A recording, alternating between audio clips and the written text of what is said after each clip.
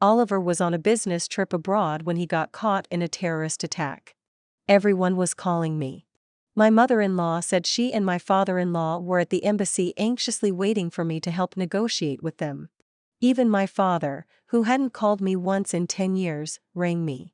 He said he had connections at the embassy and might be able to get Oliver repatriated. Even my best friend, Oliver's colleagues, neighbors, and buddies were all calling to ask for updates. Only I, recovering from childbirth, calmly hung up one call after another. After all, when Oliver saw the news about his ex-girlfriend, a war correspondent, being trapped in a terrorist zone, he had no hesitation in abandoning his wife and newborn to fly out and check on her safety. At the time, clutching my belly with amniotic fluid already leaking, I asked him, "Are you really choosing to abandon your wife and child to fly into a war zone? If you go, Oliver, I swear, I won't clean up the mess for you." He didn't answer, but the sound of the slamming door said it all. So, if he's set on destroying himself, why should I be the one to save him? Chapter 1. Oliver loved watching international news. I never understood why, until the news 2 days ago. A Chinese war correspondent had been kidnapped during an on-site report. The footage was only a few seconds long, but I recognized her, Julia, the most well-known anchor on the international channel. I was sitting on the couch, heavily pregnant, eating honeydew melon and feeling sorry for the journalist. But Oliver suddenly knocked over the fruit bowl. When he got up, his knee smashed into the coffee table hard. Even I felt my belly tighten at the sound, but Oliver didn't seem to notice the pain at all. He staggered into the kitchen and tried to get a drink, but pressed the boiling water button instead, scalding himself so badly he shattered the glass. After rinsing with cold water, he rushed into the bedroom and slammed the door shut. An hour later, he emerged and said stiffly, I have to go on a sudden business trip." I tightened my grip on the melon but stood up calmly. "Oliver, I'm due in a few days. You really think now is a good time to leave? What if I go into labor? You know, my mom died giving birth to my brother. I'm terrified of childbirth. And haven't you been saying how excited you are to meet our daughter? Don't you want her first sight in this world to be her dad?" His face turned pale. But moments later, he repeated, "This trip is important, I have to go. But don't worry, I promise I'll be back before the baby comes." I smiled. Even though by then, my belly was already contracting and amniotic fluid had begun to stream down my legs. "I'll let you go. But Oliver, let me be clear, whatever happens because of this trip, you'll bear the consequences. I won't cover for you." Maybe the seriousness in my expression made him flinch a little. He nodded solemnly. "Don't worry. I swear I'll come back safe." Then he rushed back into the room, tossed a few clothes into a bag, put on his shoes and headed for the door. I couldn't stop the softness in my heart. "Oliver, wait." He turned back, annoyed. "You said I could go. What now?" My hands clenched, the pain in my belly growing sharper. "But I just said calmly, you forgot your passport." Dragging my soaked legs, I headed to the bedroom. After handing him his passport, I also gave him a bank card. This card contained all the salary Oliver had transferred to me over the 7 years of our marriage. Seeing my actions, Oliver's hand trembled slightly as he took the passport and the card. Even his eyes turned a faint red. For a split second, I thought he might stay. But instead, he stuffed both into his bag and once again swore, "Don't worry, I promise I'll be back before you go into labor." Then he slammed the door shut and hurried away. I listened to the hollow echo of the slamming door and calmly dialed 120, calling for an ambulance and the staff from the postpartum center. A man who didn't even notice my water had broken still had the audacity to make a solemn vow. How ridiculous. Chapter 2. Oliver and I met in a mountaineering club. At the time, I was under immense pressure at work. Focused solely on making money, I burned myself out with overtime, relying on weekend hikes to recharge. Oliver joined the club a year after I did. At first, he was just another member. But since we were always the first two to reach the summit, we gradually grew closer. He worked in finance. I worked in tech. He loved hiking. So did I. So, On the day we reached our 100th summit, he confessed to me. No romance. No gimmicks. Just a simple, "Nicole, let's date." And I said yes. After all, my dad had once lit up half the city with fireworks to woo my mom, a grand gesture that got him arrested. But that didn't stop him from later demanding a son, which led to my mom taking Chinese medicine for years and eventually dying during childbirth. So for me, romance didn't matter. Flashiness didn't matter. Stability did. And Oliver was nothing if not stable. He was never late for a date. His gifts were never creative, but he always brought something. He never offered to pick me up in the rain, but if I asked, he always came. So in our 3rd year of dating, we got married. Life after marriage was no different. I cooked, he did the dishes. I did the grocery shopping, he steamed the rice. The peaceful, steady days made me believe Oliver was the one for me. Until 3 years ago, when we attended the wedding of one of Oliver's college friends. During the bachelor party, one of his buddies got drunk and, clutching Oliver's hand, cried his eyes out. "Oliver, it breaks my heart to see how lifeless you've become. I'm married now, stepping into happiness, but seeing you like this hurts me so much. If only Julia hadn't gone abroad to be a war correspondent, maybe you wouldn't have shut down and closed off your heart." Oliver immediately looked at me. "Ignore him, he's drunk," he said. I smiled but said nothing. Later that night, I made a pointed remark, "Oliver, I have many flaws, but my one strength is cutting off love without hesitation." He stood in the shadows, so I couldn't see his expression. But after that, Julia vanished completely from our world. Until now. Chapter 3. I hadn't answered the phone. I had just finished breastfeeding my daughter at the postpartum center when my mother-in-law burst in anxiously. "Nicole, why haven't you picked up? Do you have any idea how frantic your dad is at the embassy? You need to come home with me right now and take Oliver's documents to the embassy." I calmly responded with 6 digits. 666313, she paused, stunned. I carefully tucked my daughter's blanket around her before explaining, "I'm still in recovery. That's the password to the house. You can get whatever documents you need from there." Her hands trembled slightly. "Nicole, how can you be so heartless? Oliver is in a war zone and we don't even know if he's still alive. Didn't you see his mass text for help? He said he was shot in the leg and is hiding in a stranger's house trying to avoid gunfire. I know you're recovering, but this is an emergency. Can't you just come with me to the embassy just to confirm what's going on?" She was visibly shaking as she spoke. But I remained calm. I know exactly what's going on with Oliver. Before he sent that mass text, he messaged me several times asking for help. I ignored him. Her body staggered like she'd been struck. Seeing her expression, I felt a twinge of guilt. After all, in the 7 years I'd been married to Oliver, she had treated me with genuine kindness, filling the hole left by the loss of my own mother. But now, Oliver had destroyed all of that. I calmly handed her the video recording of my conversation with Oliver that night. "Mom, don't blame me for being cold. This was Oliver's choice." With trembling fingers, she took the phone. When she finished watching, she collapsed onto the floor. It took her several tries before she found her voice again. "Listen to me, Nicole, there's nothing going on between Oliver and Julia.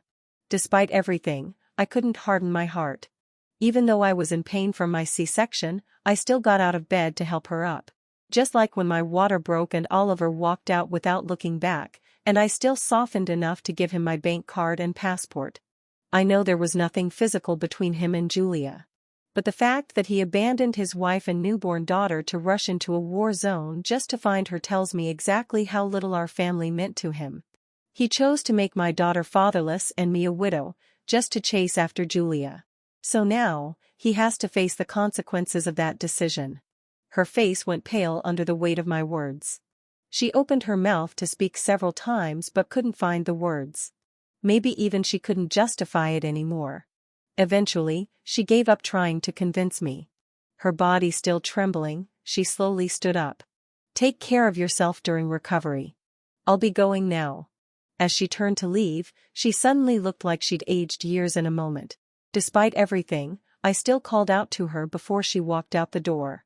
"Mom, let me know when it's convenient this week for you and Dad to move out of my apartment." She stopped and looked back.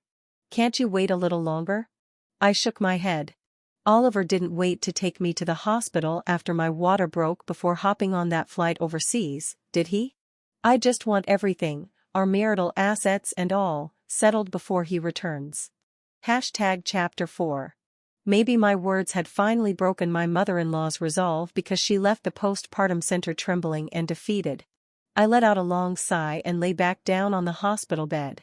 The incision from my C-section had started to bleed a little from when I helped her up. It hurt, a lot. But I simply called the doctor to change the gauze, calm and composed.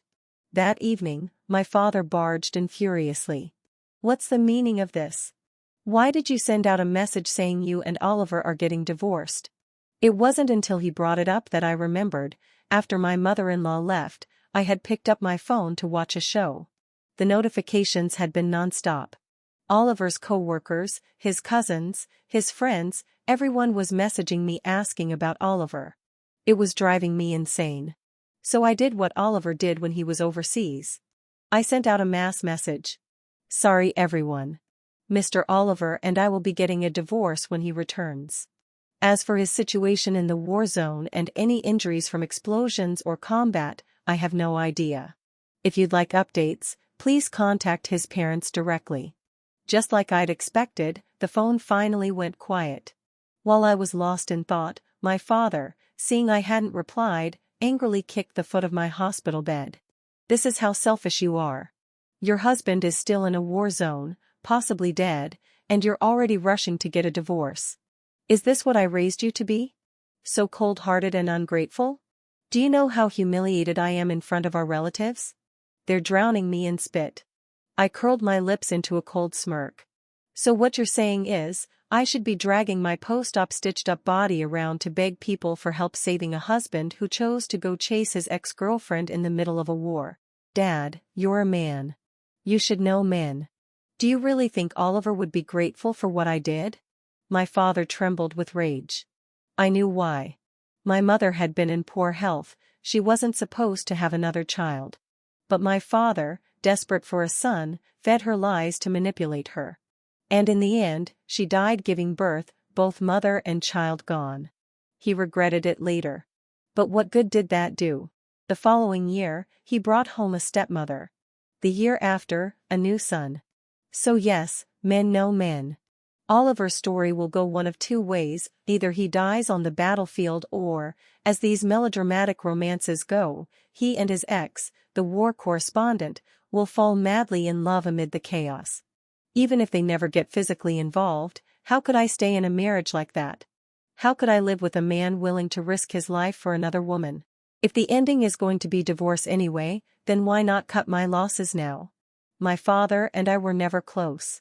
He rushed over not out of love, but because it would have looked bad if he didn't show up when his son-in-law got into serious trouble.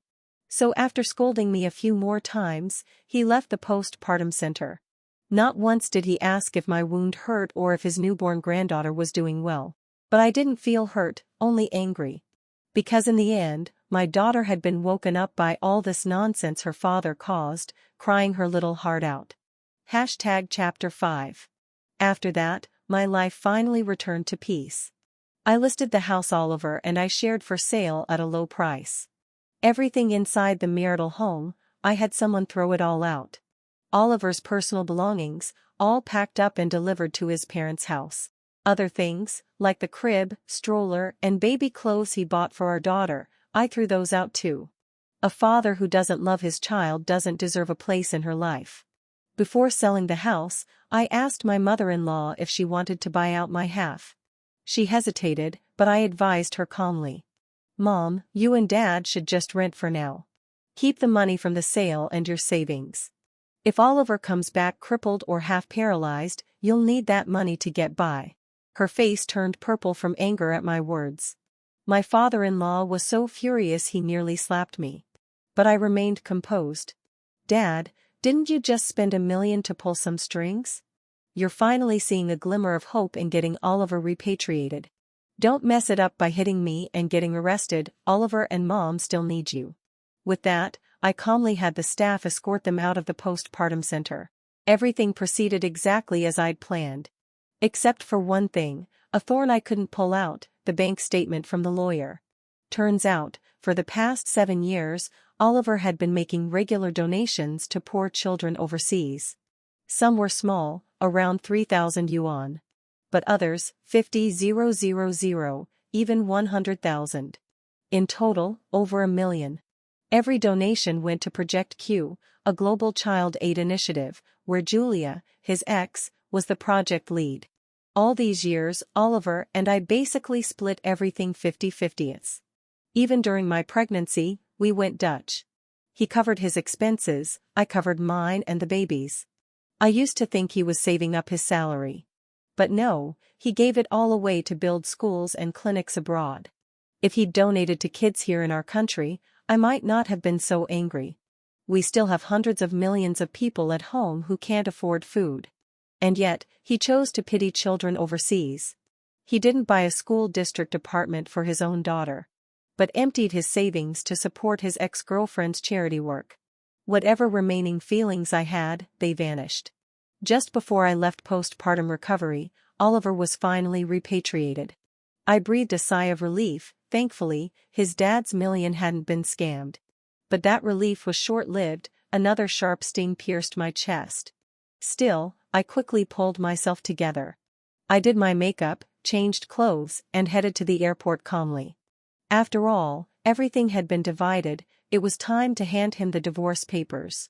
When I arrived, the waiting area was packed. Oliver's relatives, friends, his parents, they were all there. When they saw me, they all gave me strange looks. I ignored them. Before long, Oliver was wheeled out by airport staff. Walking beside him was a dark-skinned woman, clearly sunburned. The two looked close. As she stepped down from the jet bridge, she stumbled a bit on a stair. Oliver immediately rose from his wheelchair in alarm, urging, "Careful. You were just shot in the leg." My hands clenched instinctively. In 7 years of marriage, Oliver never reacted like that with me. When I stumbled or bumped into something, he'd just frown slightly and move on. So this was the real Oliver everyone talked about. Another stabbing pain hit my chest. Before I could collect myself, Oliver had reached the center of the crowd. He embraced his parents tightly. "Mom, Dad, I'm so sorry. I've failed you. I made you worry." His disappearance had already drained them emotionally. Now they held him, crying their hearts out. It was a touching scene. Everyone around had tears in their eyes. After the embrace, Oliver finally looked at me. His eyes turned red the moment he saw me. I walked toward him. But he didn't notice my flat stomach, or the coldness in my eyes. The strange looks from the others only deepened. Oliver grabbed my hand, tears falling onto the back of it. "Nicole. I kept my promise. I came home safe." His tears were warm and disgusting. I wiped them off using the motion of patting his hand. "I'm glad you're back." Then, calmly, I pulled out the divorce papers I had prepared long ago. "I need to get home to care for our daughter. Let me know if now's a good time to sign these." Chapter 6. Oliver's eyes widened instantly, staring at me in disbelief. But I spoke calmly. "Oliver, I told you that night, if you chose to go to that war-torn country, you'd have to face the consequences." As I said it, my eyes dropped to his leg, still wrapped in gauze, already stained with dark dried blood. Not just the consequence of nearly losing a leg in a bombing overseas.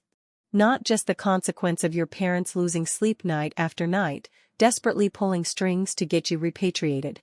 But also the consequence of losing me, losing your daughter and losing the little family we once had. Oliver, you're a man. And a man should keep his word. My words made his entire body tremble. Maybe even he hadn't expected I could be so resolute. After all, in the 7 years of our marriage, I never shouted, never fought. He didn't give me money, I didn't ask. He didn't do chores, I picked up the slack. He asked for private space, even wanted 2 nights a week to sleep alone in his study, I gave him that too. He was convinced I was hopelessly in love with him. And I was madly in love, in fact. Why else would someone like me, terrified of marriage and motherhood, step into both for him? Give him children? But Oliver shattered the only bit of courage I ever had. He led me down the same tragic road my mother took. I don't hate Oliver, because I chose all of this myself. And I'll bear the consequences. But that doesn't mean I'll be a doormat, endlessly forgiving him. I already made the biggest compromise, accepting that he held someone else in his heart while still married to me. Just as we stood there silently staring at each other, Julia walked up anxiously. "Sis, there's really nothing between Oliver and me. You've misunderstood." I curled my lips into a cold sneer. Whether I misunderstood doesn't matter. But if you don't want everyone else to get the wrong idea, then how about returning the $1,000,000+ yuan? As I spoke, I pulled out Oliver's bank statements.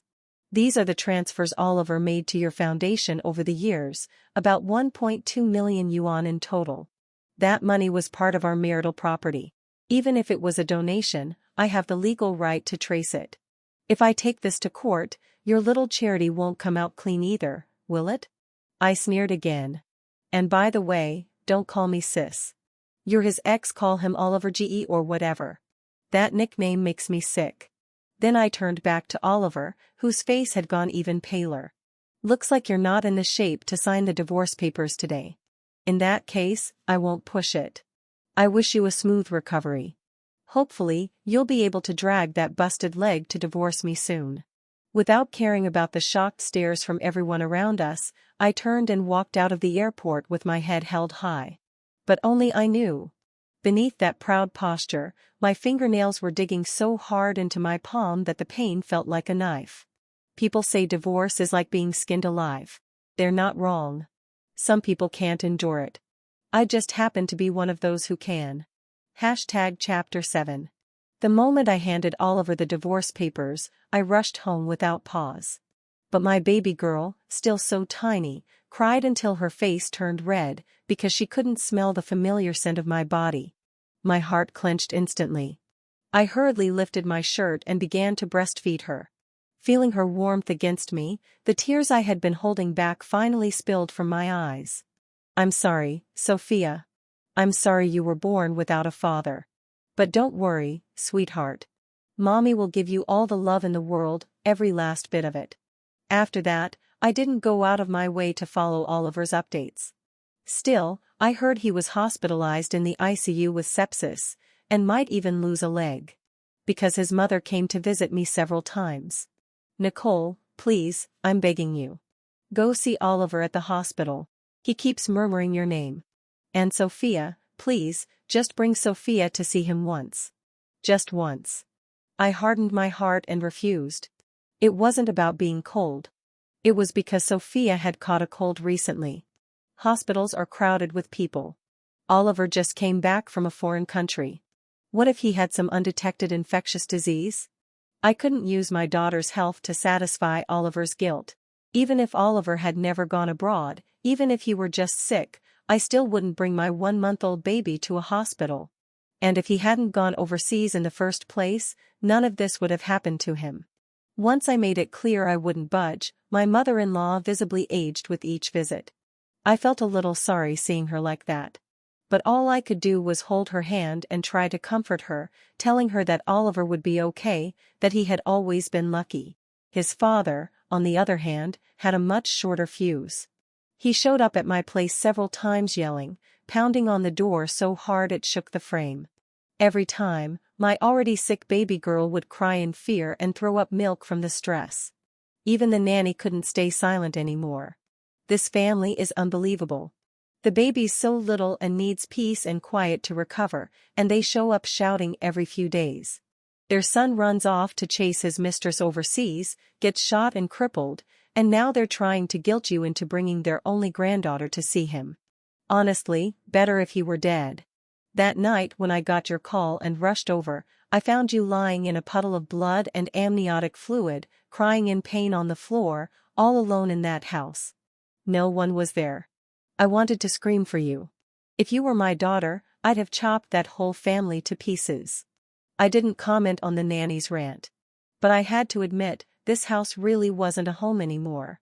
Later, While sitting in the room in silence, I turned to the nanny and asked, "Does your family live in the countryside? Could I stay there for a year? I'll pay rent, of course." She was surprised at first. But seeing how bad things were for me, she replied right away. "No need for rent. Just come. The conditions aren't great though, I'm afraid." I gave a bitter smile. "How could it be worse than here? Clean air, fewer people, the countryside will be better for Sophia." She agreed immediately. That very day, we began packing our things. The next morning, we set out early, driving toward her hometown. Chapter 8. Even though the nanny said she didn't want rent, I transferred her 50,000 yuan on the spot as payment for the year. It was only at that moment that I truly appreciated how grateful I was. I had never relied on Oliver for anything, otherwise, I could never have walked away this cleanly. Just as I was carrying bags downstairs with the nanny, heading to the underground garage, I opened the door and came face to face with Julia. She looked at the luggage in my hands and frowned slightly. "Oliver's still in the hospital, barely clinging to life, and you're moving out instead of being by his side?" Her tone carried judgment and complaint, like some kind of saint. The sight of her made me nauseous. "Wasn't it you who got Oliver into this mess in the first place? And now you stand here, high and mighty, trying to guilt-trip me? Julia, having a face is a good thing. You might want to pick yours up off the floor." Julia's expression soured. "You're being petty. I've told you again and again, there's nothing going on between Oliver and me. I had no idea he would come to the war zone to find me." I let out a bitter laugh. "You had no contact with him? None at all? Then how did he know your foundation was short on funds? And why is it that every time he donated money, it just happened to be when you needed it?" Her face turned pale. I cut her off sharply. "If you can't explain, then don't say anything. There's no rule that says a famous war correspondent can't also be a homewrecker. People are complicated, I get it." Julia's face went even whiter. "Please stop spreading lies. I never interfered with your marriage. I never wanted to." I smiled coldly. "What a coincidence. I never wanted to get in the way of your little romance with Oliver either. You two can do whatever you want. Oh, and if he ever wakes up, be sure to tell him, unless it's about the divorce, don't contact me again." With that, I shoved past Julia and stepped into the elevator. The nanny followed behind me, holding the baby, her eyes wide and glaring like laser beams. Chapter 9. After that, I never paid attention to anything about Oliver and Julia again. I changed my SIM card and moved in with the nanny, taking my daughter with me. The nanny's home was modest but peaceful. Her husband worked out of town and her son was already in college. Each day, I wobbled around with my daughter, feeding chickens, raising ducks, and honestly, those days were easy and joyful. It wasn't until my daughter turned 1 that I finally returned to the city Oliver and I had once called home. I reopened WeChat, which I hadn't touched in over a year. The moment I turned on my phone, it was bombarded with messages, freezing on the spot. I deleted all chats immediately. Once the phone calmed down, I sent Oliver a message, "I'm back. Let me know when you're free so we can go finalize the divorce at the Civil Affairs Bureau." He didn't reply. Just when I began to wonder if he might actually be dead, a knock sounded at the door. I jumped. I quickly glanced at the nanny, signaling her to take the baby into the room. Only once the door was closed did I go to open it. And there stood Oliver. I froze. He looked much older, more defeated. And when I saw he was missing a leg, something in my chest went still. I hadn't wanted to let him in, but seeing him standing there with a crutch, looking so pitiful, I softened. I stepped aside. Oliver's eyes instantly reddened. He opened his mouth several times, but I stopped him. "Sit first. We're not in a rush." Once he was seated on the couch, I politely served him tea and fruit. The gentle wisp of steam drifted between us, just like those quiet years of our marriage, sitting on the balcony in the late afternoons. He would read, I would play Go. Peaceful, silent. As always, Oliver spoke first. "Nicole, I missed you so much. I know I hurt you, but please, don't divorce me. I can't lose you." His voice trembled, and even his empty pant leg swayed with the sobs. I already knew, divorce would never be that easy. I sipped my tea calmly. I already have enough on my hands taking care of our daughter. I don't want to take care of a disabled man too. It was harsh, but it was the truth. His face went ghostly pale. I didn't flinch. I know things are hard for you right now. But I'm not a charity. I'm not obligated to save you. The only thing I can offer is a fairer property split. The original agreement gave me 60%, you 40%. Given your situation, I'm willing to switch it, 60% for you, 40% for me. Oliver's lips quivered. You're really going to be this cruel? When I was in the ICU, you disappeared with the baby. I almost died, Nicole. I gave him a calm smile. I didn't know. Why should I have?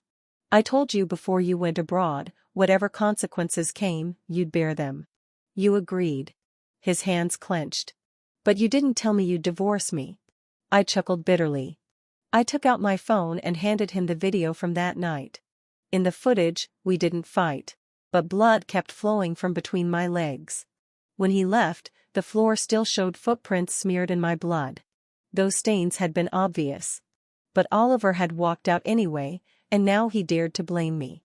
After watching, he collapsed into the couch. I took another sip of tea. I'm willing to take one more step back. You can visit our daughter once a month. If she grows up and wants to see you more, we'll adjust. You're disabled now. I doubt your old job in finance will take you back. And society isn't kind to people like you. Don't expect to fight me for custody. You gave up on her once, don't flaunt your fatherhood now. Also, considering your finances, I won't ask for child support. I paused, then added softly. Oliver, I've only ever wanted a peaceful divorce. No drama, no fighting. I truly loved you once. And though things ended badly, I hope we can still be friends, for our daughter's sake at least. His face crumbled. Maybe he finally realized there was no going back. His voice trembled. Okay. Tomorrow morning at 9. I'll wait for you at the Civil Affairs Bureau. Then he left, hobbling away on his crutch. Moments later, my phone rang. Seeing the caller ID, I hesitated. It was Oliver's brother's wife. We knew each other but had never spoken privately. Curious, I answered. The voice on the other end was full of excitement. Girl, you're finally back. Seriously, you're my idol now. I frowned slightly. Sensing my confusion, she continued. You have no idea, after you left, Oliver's treatment cost tens of thousands a day. His parents sold their house back home, borrowed money from my husband and everyone else just to save him. If you hadn't left, you'd be buried in debt now, millions, maybe. And that Julia, at first, she looked all devoted, helping Oliver, feeding him, cleaning him. But not even a month passed and she bailed, claiming work took her overseas. Please. She just didn't want to take care of a cripple. Oh, and while everyone else was scraping together money for Oliver's treatment, Julia didn't pay a single cent. What a joke, he nearly died for her. I smiled bitterly. I had expected this outcome long ago. But however it turned out, it wasn't my business. As long as Oliver didn't try to dump his medical debt on me, we could part peacefully. Fortunately, he still had some decency. When we met at the bureau the next day, he didn't mention his debts. He even used the original divorce agreement, 60% of the assets to me. I didn't refuse. Why should I turn down free money? After we got the divorce certificate, Oliver's eyes turned red. He opened his mouth several times, then finally asked, Can I see our daughter today? Of course, I replied. Chapter 10. That same day, I had the nanny bring my daughter downstairs. When Oliver saw her, he cried until his eyes were red and swollen. He turned his head to look at me. If I hadn't left that day, would I have lived a completely different life? I gave a small smile. I don't know about the rest. But my daughter would have had a father. Oliver burst into tears again at my words. But I pretended not to see. I only let him stay with our daughter for 30 minutes before I said calmly, She's about to take her nap. You should go. Come again next month. His hands clenched tightly, but in the end, he said nothing. After that, Oliver came every month without fail to spend a little time with her. Sometimes he asked if he could take her to visit her grandparents. I refused every time. When she turned 6, I finally gave her the choice, whether to visit her grandparents, whether to go to her father's place. She did go with him once. But never again. Because during that one visit, my father-in-law spent the whole meal cursing me. After that, my daughter never went back. Oliver's visits dwindled too. Especially after he remarried when our daughter was 10, to a woman with little education and, apparently, a son of her own. Since then, he rarely came to see his daughter. I don't know if he's happy. But my daughter and I, we're doing just fine. On holidays, we fly abroad. We travel the world. Sometimes, I ask my daughter if she resents me for raising her without a father. Every time, she gives me a disgusted look. One dad isn't enough? You keep bringing home handsome uncles. I'm starting to worry I'll never get married.